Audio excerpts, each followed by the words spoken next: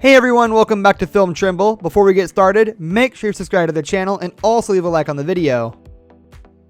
The first task for any patient on Dr. Now's program is to start dieting and lose some weight in order to be approved for weight loss surgery. That means patients should be eating a low-carb, high-protein diet and should consume no more than 1,200 calories per day.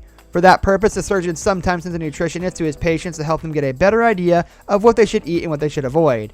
However, Season 5's Erica got pretty upset when the nutritionist came to her house and ended up throwing out a lot of high-carb, high-calorie junk that she found in Erica's fridge. Despite agreeing that having the food in the house would be pretty tempting, Erica was pretty annoyed when the nutritionist took the food out to throw it in the garbage. Feeling that the nutritionist was wasting so much food, Erica sulked, and instead of taking responsibility for cheating on her diet, she said that this has been a waste of time since she could simply reorder all the junk food and there was nothing the nutritionist could do about it. Luckily, Erica eventually understood that she needed to change her ways and managed to turn her life around.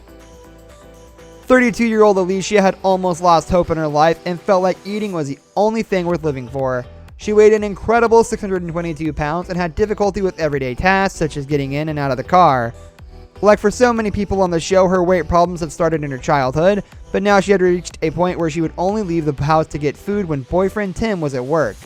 One of the most memorable moments of her episode was when during a consultation with Dr. Now, Alicia and Tim were trying to convince the experienced weight loss surgeon that Alicia wasn't eating that much more than she was supposed to. While he simply said that they were making excuses and not only lying to him but also to themselves, as so often he pointed out that there was no way that Alicia's weight wouldn't have gone down if she'd stuck to the diet and that she was still most likely taking in a whopping 6,000 to 8,000 calories a day.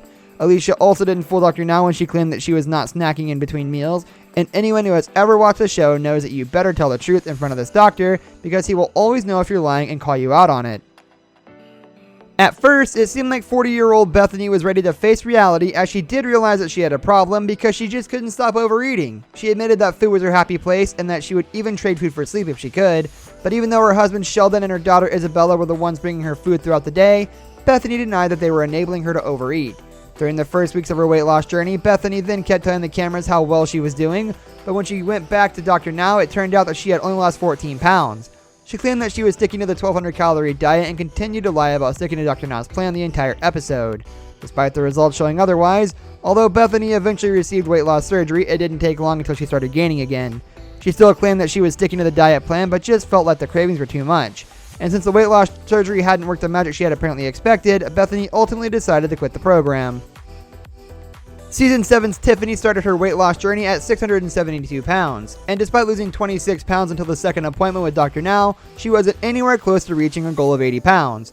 She claimed that she had stuck to the diet for the most part, saying that she had at least tried to stay within the calories, even when she cheated, but Dr. Now wasn't buying any of that. He told her that she would have lost at least 100 pounds if that were true, and her weight loss didn't get any better after that either. Despite suffering a gallbladder attack for the upteenth time a few weeks later, Tiffany kept making excuses and claiming she was trying. It wasn't until Dr. Now made it pretty clear that she was running out of time and needed to change her life. Now that Tiffany finally put her money where her mouth is, by the next appointment she had lost 72 pounds and was approved for weight loss surgery, which she eventually received a couple of months later. Although Season 6's Janine Mueller ultimately became a success story, she was certainly one of Dr. Now's more challenging patients. At the beginning of the episode, the 53-year-old weighed a whopping 678 pounds and was eating junk food pretty much all day, every day. She would constantly argue with Dr. Now and lied to him about her eating habits and exercise. Despite only losing a pound per week instead of a pound per day as he had told her to, one of the most memorable moments of the episode was probably when Janine took her motorized scooter to go to a drive-thru to order a 20-piece chicken nuggets meal.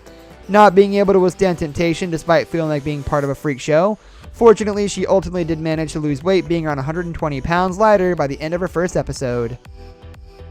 39-year-old Paula appeared on the show in 2014, about 1 year after her husband had passed away from weight-related complications. His death was certainly a very tragic yet powerful motivation, as he had weighed over 600 pounds, and Paula herself was on her way to that number as well, weighing 542 pounds already.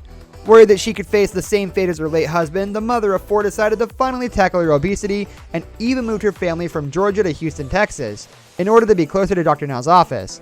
Paula actually gained another 17 pounds during the stressful time and also faced a lot of other challenges along the way.